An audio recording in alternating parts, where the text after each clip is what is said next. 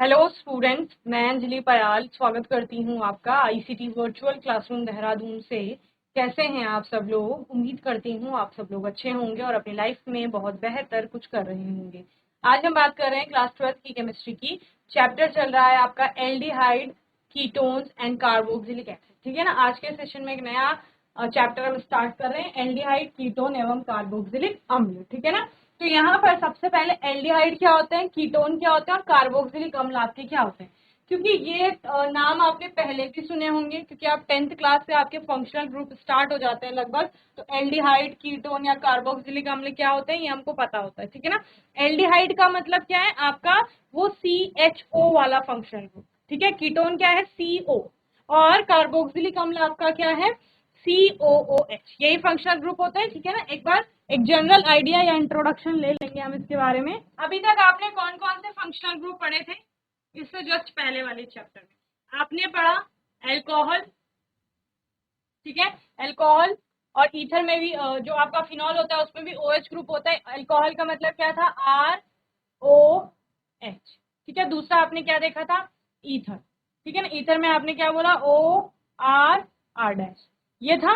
तो अगर आप इन दोनों में देखो तो दोनों में आपको क्या दिखाई देता है कि जो कार्बन है आपका, वो कार्बन सिंगली बॉन्डेड होता है ऑक्सीजन के साथ। क्या बोला मैंने, जो फंक्शनल ग्रुप का ऑक्सीजन है वो कार्बन के साथ सिंगल बॉन्ड बना रहा है, यानी कि एकल बंध बना रहा है। चाहे आप इसमें बोले या फिर इसमें बोले, यानी एल्कोहल हो चाहे आपका ईथर हो, दोनों में यही हो रहा है। लेकिन अभी हम क्या देखते हैं यहाँ पर, अगर एल्डिहाइड की बात करें, ठीक है, या फिर कीटोन की बात करें, या फिर कार्बोक्सिलिक एसिड की बात करें, इन सभी में कार्बन जो होगा वो ऑक्सीजन के साथ डबल बॉन्ड के साथ जुड़ा हुआ रहता है। अगर हम CHO बंध की बात कर रहे हैं कि एल्डिहाइड समूह ये है, तो इसमें होता क्या है, कार्बन डबल बॉन्ड के साथ ऑक्सीजन से जुड़ा हुआ है एंड देन आपका एक साइड से हाइड्रोजन से। ठीक है ना। यहां हम कीटोन पर बात कर रहे हैं तो कीटोन पर आपका इस प्रकार से होता है। ठीक है। कार्बोक्सिलिक एसिड में भी आपका एक ऑक्सीजन इस प्रकार से होगा और दूसरा OH के रूप में होगा इस तरह। ठीक है।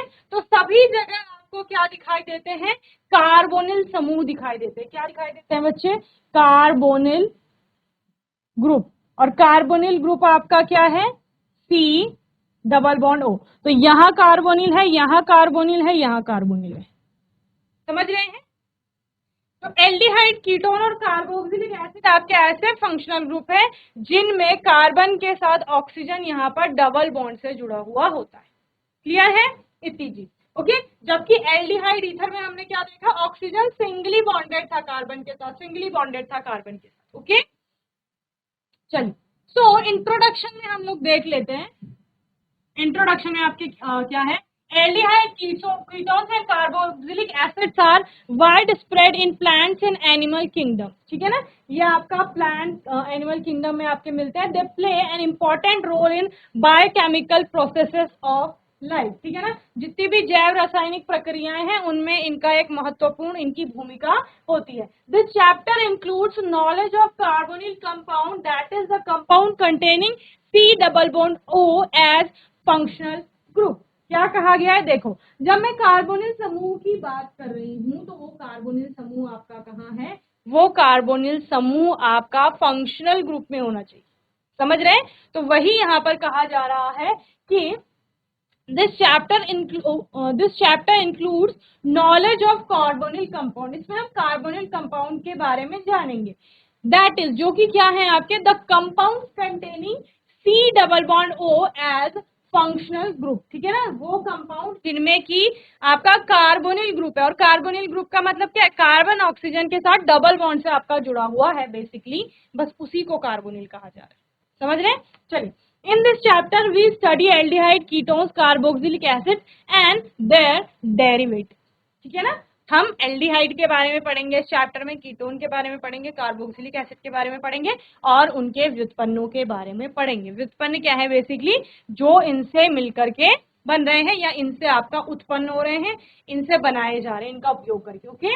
इन Aldehydes carbonyl group is attached to either two hydrogen atoms or one R or AR group and one hydrogen atom. ठीक है ना. In ketones carbonyl group is attached to alkyl or aryl group. ठीक है.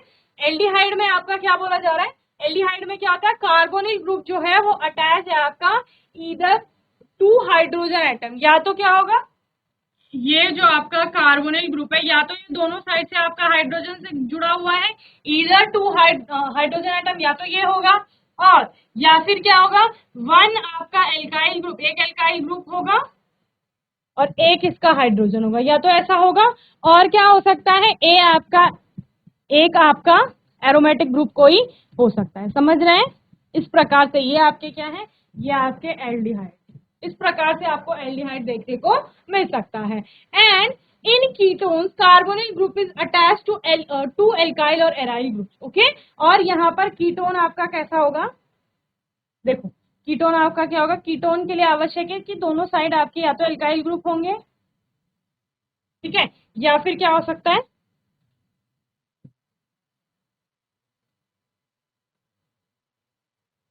ये एक side alkyl एक side aryl. Okay, clear है. इस तरह. चलिए, now nomenclature and structure of carbonyl group. ठीक है ना. यहाँ पर सबसे पहले हम नामकरण देख लेते हैं. तो there are two system of nomenclature of aldehyde and ketone. नामकरण में हमें क्या देखने को मिलते हैं, पहले भी हमने दो पद्धतियों से नामकरण सीखा था. एक आपका कॉमन सिस्टम आता है नामकरण का, जो सामान्य विधि होती है, और दूसरा आपका क्या आती है, IUPAC विधि आती है. ठीक है ना. तो सामान्य विधि में क्या है आपका, देखो बेसिकली जो सोर्स है आपका या ओरिजिन है जो कंपाउंड का, वहीं से उसका नामकरण किया जाता है, यही होता था. या the common names of most aldehyde are derived from their common names of the corresponding carboxylic acid by replacing the ending ic of acid with aldehyde. ठीक है ना. क्या कहा गया यहाँ पर कि एल्डिहाइड जो है आपका, उसका कॉमन नेम जब लिखा जाएगा, उसके कॉरेस्पॉन्डिंग, उसके संगत जो कार्बोक्सिलिक अम्ल है, उस कार्बोक्सिलिक अम्ल से, कार्बोक्सिलिक अम्ल का आपका कोई ना कोई कॉमन नेम होगा, तो उस कार्बोक्सिलिक अम्ल से एक आईसी जो लास्ट में होगा उसको हटा देंगे, आईसी और एसिड जो आप लिखते हैं वो हटा देंगे, और उसके बाद क्या लगा देंगे, वहां पर एल्डिहाइड लगा देंगे. ठीक है ना. जैसे कि यहाँ पर एग्जाम्पल में एसिटाल्डिहाइड दिया है. एसिटाल्डिहाइड में अगर आप इसके कॉरेस्पॉन्डिंग कार्बोक्सिलिक अम्ल की बात करें तो वो क्या हो जाएगा, एसिटिक एसिड. तो आईसी और एसिड वहां से हटा दिया एसिटिक एसिड का, और एल्डिहाइड वहां पर जोड़ दिया, तो क्या हो गया आपका acetaldehyde. Okay. The location of the substituent in the carbon chain is indicated by Greek letters alpha, beta, gamma, delta, etc. ठीक है. The alpha carbon being the one directly linked to the aldehyde group, beta carbon the next and so on for example. ठीक है ना. यहाँ पर क्या कहा गया है कि जो नंबरिंग होती है आपकी, ठीक है ना, नंबरिंग किसकी, उन कार्बन की जब नंबरिंग करेंगे तो वो किससे की जाएगी, यहाँ पर ग्रीक लेटर्स जो आपके आते हैं अल्फा, बीटा, गामा, डेल्टा, उनसे उनकी नंबरिंग की जाएगी. और नंबरिंग कैसे होगी कि अल्फा कार्बन वो कार्बन होगा जो आपका उस एल्डिहाइड ग्रुप से डायरेक्टली अटैच्ड हो या डायरेक्टली लिंक होगा. समझ रहे हो ना. देखो ये आपका एल्डिहाइड ग्रुप है, इसके नेक्स्ट जो आपका कार्बन है जिससे जुड़ा हुआ है वो आपका अल्फा कार्बन हो गया, उसके नेक्स्ट बीटा आएगा, उसके नेक्स्ट गामा आएगा, फिर उसके नेक्स्ट आपका क्या हो जाएगा, डेल्टा हो जाएगा. ठीक है ना. इधर को भी अगर आपका कोई ग्रुप है तो उसको अल्फा कहेंगे, फिर बीटा, फिर गामा, इस तरह से हो गया. The alpha carbon being one directly link to the aldehyde group, जो एल्डिहाइड ग्रुप से डायरेक्टली जुड़ा हुआ है कार्बन, उसको अल्फा कहा गया है, and beta the next and so. ठीक है ना. और बीटा आपका दूसरा हो जाएगा, और उसके बाद गामा डेल्टा आपके आएंगे. ठीक है ना. अब देखो ये बेंजीन था, बेंजीन रिंग से एल्डिहाइड ग्रुप जुड़ा हुआ है, तो उसको क्या कहा जा रहा है, आपका बेंजल्डिहाइड कहा जा रहा है. यहाँ पर अगर आप इस कंपाउंड को देखें तो इसको क्या कहा गया है, क्योंकि अल्फा, बीटा, गामा की फॉर्म में हम बता रहे हैं, तो ये अल्फा कार्बन हो गया, ये बीटा, ये गामा. अब बीटा कार्बन से आपका ब्रोमीन जुड़ा हुआ है, तो बीटा ब्रोमो ब्यूटरएल्डिहाइड. ओके, इस तरह से इसको बोलते हैं. ओके. तो ये आपकी सामान्य विधि से कुछ कंपाउंड के नाम. चलिए समझ गए. अल्फा, बीटा, गामा हमने किसको दिया, the location of this substituent, जो आपके प्रतिस्थापित जुड़ते हैं ना, सब्स्टिट्यूएंट जुड़ते हैं, जैसे ये ब्रोमो जुड़ा तो ये सब्स्टिट्यूएंट है, ठीक है ना। यहाँ पर कोई और हेलोजन आ जाएगा या फिर कोई और ग्रुप आ जाएगा जो सब्स्टिट्यूएंट है, तो उसको अल्फा बीटा गामा लेटर से यहाँ पर आपका इंडिकेट किया जाएगा, रिप्रेजेंट किया जाएगा, जो भी आप बोले, ठीक है ना। The common names of ketones are derived by naming two alkyl और aryl groups bonded to the carbonyl group, ठीक है ना। अभी कीटोन का अगर नामकरण की बात करें तो कीटोन में कार्बोनिल ग्रुप से जो आपका दो कीटोन समूह जुड़े हुए हैं उन दोनों के संयुक्त आपका नाम लिया जाता है। And then the location of substituent are indicated by Greek letters alpha and alpha dash, ठीक है ना। जो आपका सब्स्टिट्यूएंट अगर उनसे जुड़ रहे हैं तो उसके लिए अल्फा अल्फा डैश का यूज आप करेंगे, beta beta dash and so on, beginning with the carbon atom next to the carbonyl group indicated as alpha alpha dash, okay। जो कार्बोनिल ग्रुप से नेक्स्ट है उनको अल्फा अल्फा डैश करके आप यहाँ पर इंडिकेट करेंगे, ओके। तो यहाँ पर पहला आपका कंपाउंड है एसीटोन, तो ये दो कार्बन है, एसीटोन ओन आपका ये हो गया, ठीक है। ये हो गया एसीटो और ये फिनोन, ठीक है। देन प्रोपियोफिनोन, 1 2 3 प्रोपियोफिनोन। यहाँ पर बेंजो, क्योंकि बेंजीन रिंग है दोनों तरफ, और एक बेंजीन को आप क्या मान रहे हैं लास्ट में, जो आप सफिक्स बोल सकते हैं या वर्ड रूट में बोल सकते हैं, तो बेंजोफिन, ओके। ये इनके क्या है कॉमन नेम।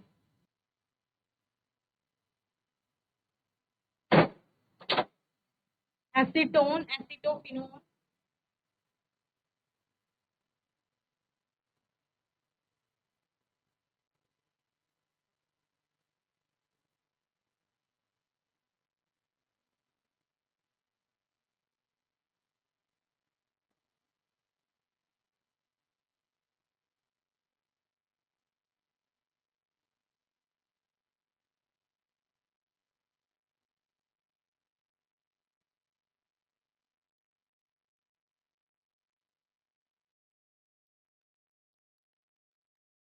चलिए नेक्स्ट है आपका आईयूपीएसी नेम।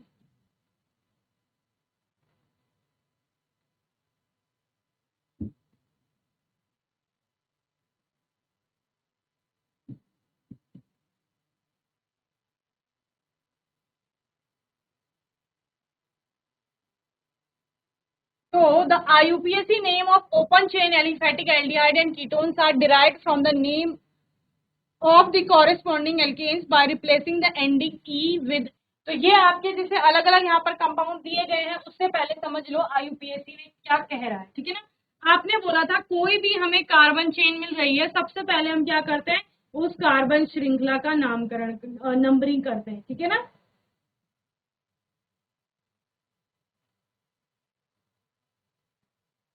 कार्बन श्रृंखला का चयन करते हैं, जिसमें कि आपने क्या बोला था, पेरेंट चेन यानी जनक श्रृंखला का चुनाव, ठीक है ना। जनक श्रृंखला कौन सी होगी, जिसमें highest number of carbon atoms हो, सबसे अधिक संख्या में जहां पर कार्बन परमाणु हो। इसके अतिरिक्त जिसमें आपके जो आप बोलेंगे कि सबसे अधिक वरीयता का फंक्शनल ग्रुप आ रहा हो, समझ रहे हैं। जैसे आपके पास सपोज दो इस तरह से आपके पास चेन है, एक ये वाली है एक ये वाली है। अब इसमें सपोज COOH है और इसमें OH है आपका, तो आप कौन सी वाली को, सपोज दोनों में नंबर ऑफ एटम सेम है, तो तब आप इसका चुनाव करेंगे। क्यों, क्योंकि ये आपका क्या है, आप चुनाव ही इसका करेंगे सबसे पहले। नंबर ऑफ एटम्स आप ज्यादा नहीं गिनेंगे वहां पर, समझ रहे हैं ना। ऐसा क्यों, क्योंकि वो जो कार्बोक्सिलिक अम्ल है आपका, वो कैसे है, उच्च वरीयता का है आपका, समझ रहे हैं ना। तो वरीयता हम लोग देखते हैं, नंबर ऑफ कार्बन एटम्स देखते हैं, मल्टीपल बॉन्ड्स की बात हम लोग यहाँ पर करते हैं, तो वो सब हमको देखना पड़ता है। उसके बाद हम यहाँ पर क्या करते हैं, यानी कि PCC, सबसे पहले parent carbon chain, parent carbon chain, क्या कहा मैंने, PCC को पेरेंट कार्बन चेन, ठीक है ना। जनक कार्बन श्रृंखला, जनक कार्बन श्रृंखला में क्या होंगे, हाईएस्ट नंबर ऑफ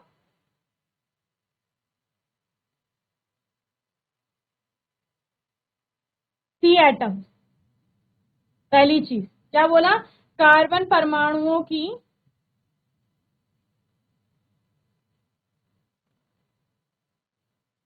अधिकतम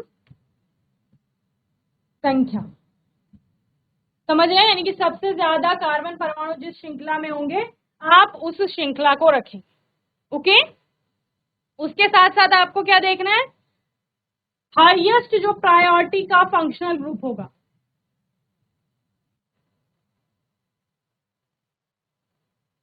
functional group with highest priority,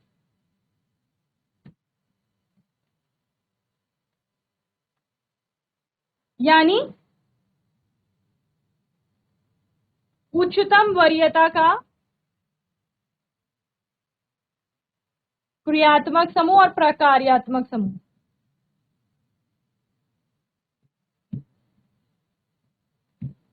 ठीक है ना, हैविंग मल्टीपल बॉन्ड्स,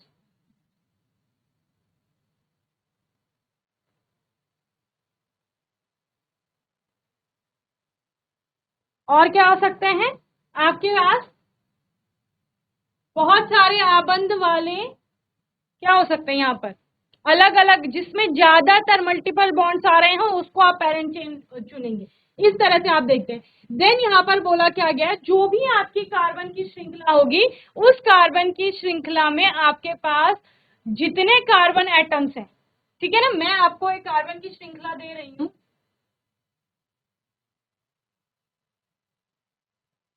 ये है आपके पास,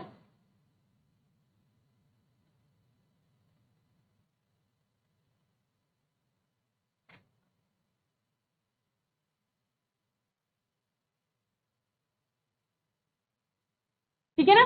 सबसे पहले तो आपने क्या करना है बच्चे, यहाँ पर पहले आपको देखना है कि फंक्शनल ग्रुप क्या है। तो फंक्शनल ग्रुप आपको यहाँ पर दिख रहा होगा, ये क्या है आपका फंक्शनल ग्रुप है, ठीक है। क्रियात्मक समूह, कौन सा क्रियात्मक समूह है, एल्डिहाइड, एल्डिहाइड फंक्शनल ग्रुप है आपका, ठीक है। अभी हम लोग नंबरिंग करते हैं अगर, तो नंबरिंग आपकी कहाँ से शुरू होगी, देखो नंबरिंग के लिए आपके पास दो चेन आ रही है यहाँ पर, एक चेन ये वाली है और एक चेन ये वाली है, एक चेन ये वाली है, बहुत सारी चेन आप ले सकते हो, एक ये वाली है, 1 2 3, ठीक है ना। इस तरह से आप तीन चेन देख रहे हैं। लेकिन आपने क्या बोला, एक तो जिसमें सबसे ज्यादा कार्बन श्रृंखला, जिस श्रृंखला में सबसे ज्यादा कार्बन परमाणु होंगे वो आपको देखेंगे, ठीक है। तो मैंने क्या बोला, मैंने बोला अगर हम बच्चे ये वाली श्रृंखला लेते हैं तो इसमें कितने कार्बन है, 1 2 3 4 5, 5 कार्बन, ठीक है। अगर हम ये वाली श्रृंखला लेते हैं तो इसमें कितने हैं, 1 2 3 4 एंड 5, ये 5 हो गए। ये वाली अगर हम लेते हैं 1 2 3, इसमें 3, ठीक है। तो अभी आपको क्या करना है, अभी आपको देखना है कि सबसे ज्यादा किसमें है। तो इस वाली में भी 5 है, इस वाली में भी 5 है, क्लियर। तो ये वाली तो हम हटा ही देते हैं, यानी ये वाली श्रृंखला तो हमारी नहीं बनी, ओके। अब हो गए 2। अब दूसरी चीज आपको क्या देखनी है, आपकी पीसीसी, पेरेंट कार्बन चेन, वो वाली चेन होगी जिसमें आपका फंक्शनल ग्रुप आ रहा हो। फंक्शनल ग्रुप किसमें आ रहा है, इस वाली में आ रहा है, ठीक है ना। तो यानी ये वाली भी आपकी क्या नहीं होगी, पीसीसी नहीं होगी, ठीक है। तो अब आपकी ये पीसीसी हो। अब इस पीसीसी को आप दो तरह से नंबरिंग करें, दो तरह से कर सकते हैं ना, एक लेफ्ट टू राइट चलेंगे, एक राइट टू लेफ्ट चलेंगे। यानी एक में आपका ये वाला कार्बन 5वें नंबर का हो गया, एक में ये दूसरे नंबर का हो, पहले नंबर का हो, ठीक है। अब बताइए कितने कार्बन की श्रृंखला है, 5 कार्बन की श्रृंखला है। मैंने दो तरफ से आपको नंबरिंग करवा कर दिखा दिया कि दो साइड से आपकी नंबरिंग हो रही है और कौन सा वाला करेक्ट हो। इसमें आपकी सेकंड चीज होती है कि आपको क्या करना होता है, जो हाईएस्ट वरीयता आपने बोली, उच्चतम वरीयता का जो आपका फंक्शनल ग्रुप होगा उसको लोएस्ट नंबरिंग देनी है,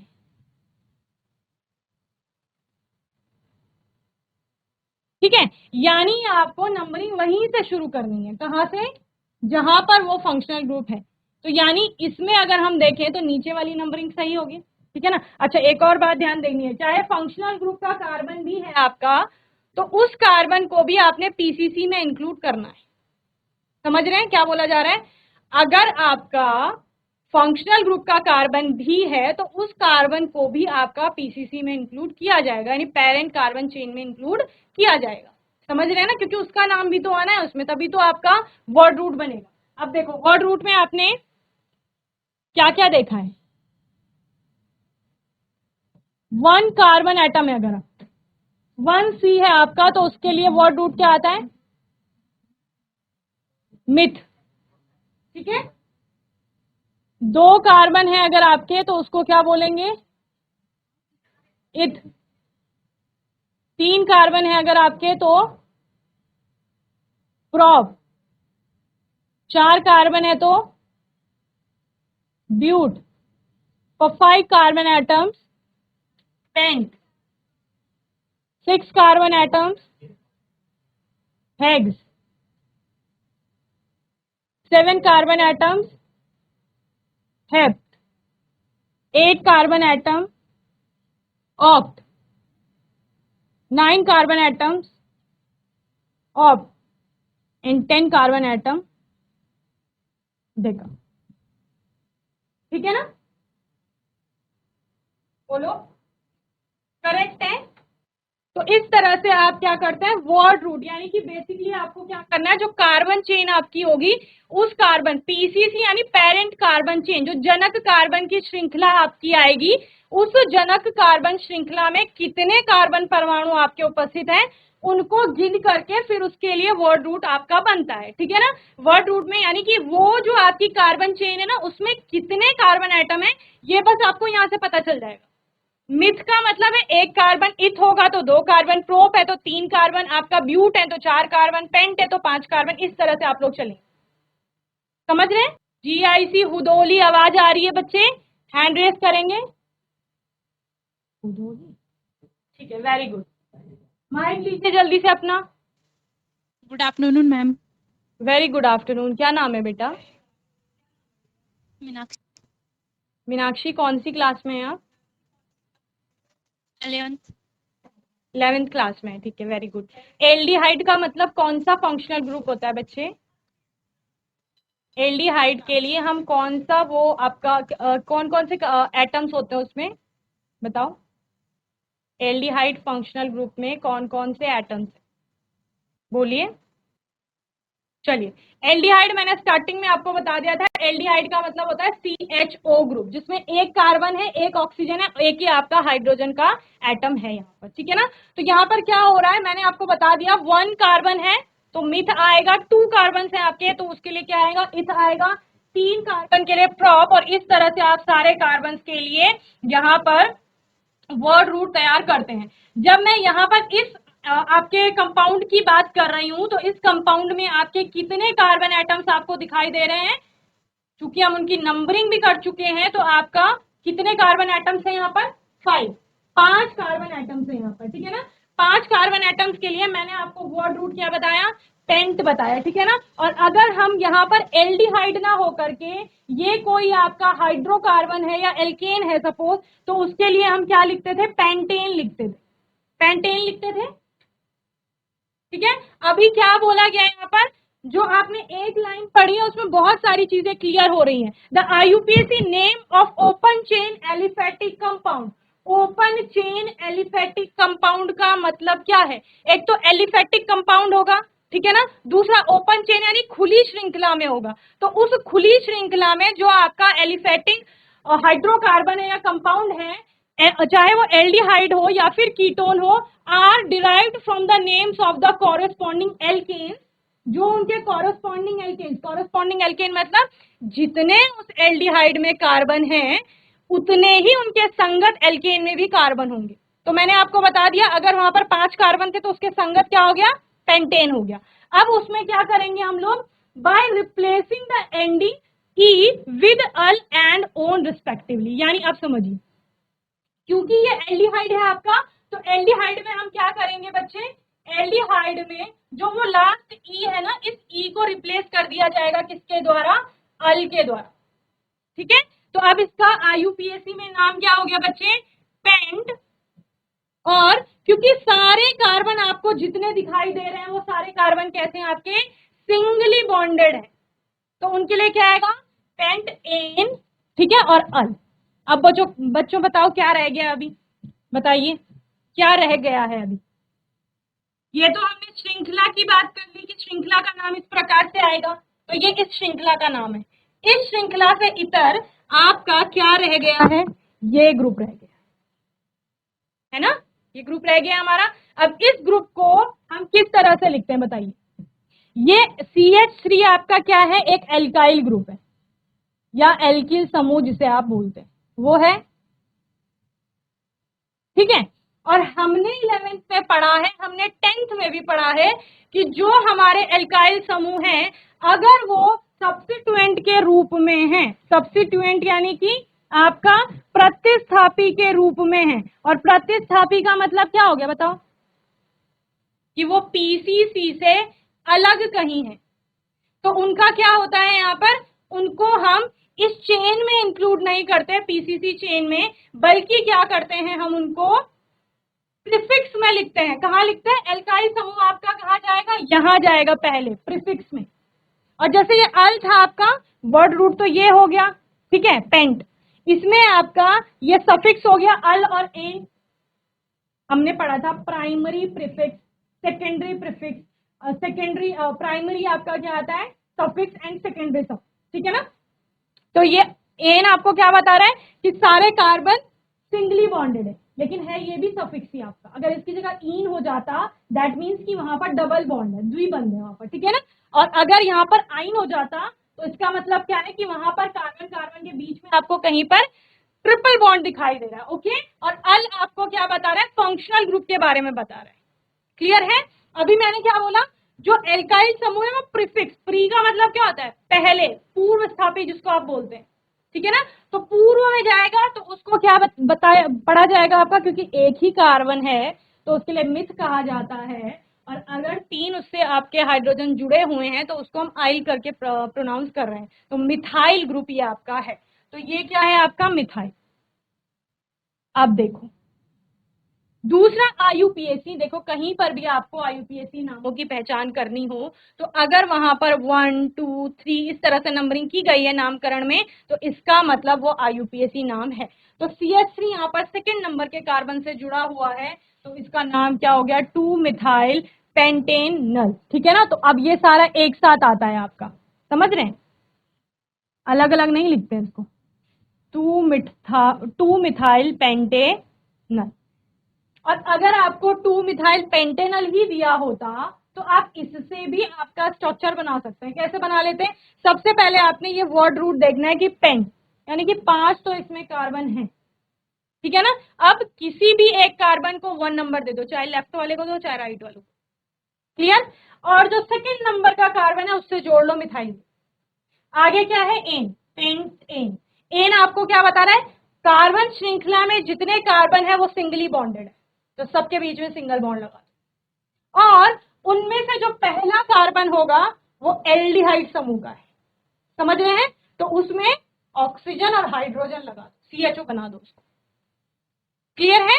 तो इस तरह से आपका हम ये वाला स्ट्रक्चर प्राप्त कर लेंगे, समझ रहे हैं ना। बोलो बोलो भाई, इस तरह से आप क्या करेंगे, इसका नामकरण करेंगे। वहीं पर अगर एल्डिहाइड के स्थान पर कीटोन है, कीटोन का मतलब क्या है, कीटोन का अर्थ ये है, ठीक है ना, कि जो CO है आपका वो 2 ओर से किससे जुड़ रहा है, एल्काइल समूह से आपका जुड़ रहा है, ये कीटोन हो गया। यहां पर जो आपका आपने पेंट एन बोला था ना, तो ई को हम अल से रिप्लेस कर रहे थे एल्डिहाइड में, यहां पर उसको ओन से रिप्लेस किया जाता है, समझ रहे हैं। बोलो भाई, चलो एक कंपाउंड लिख लीजिए,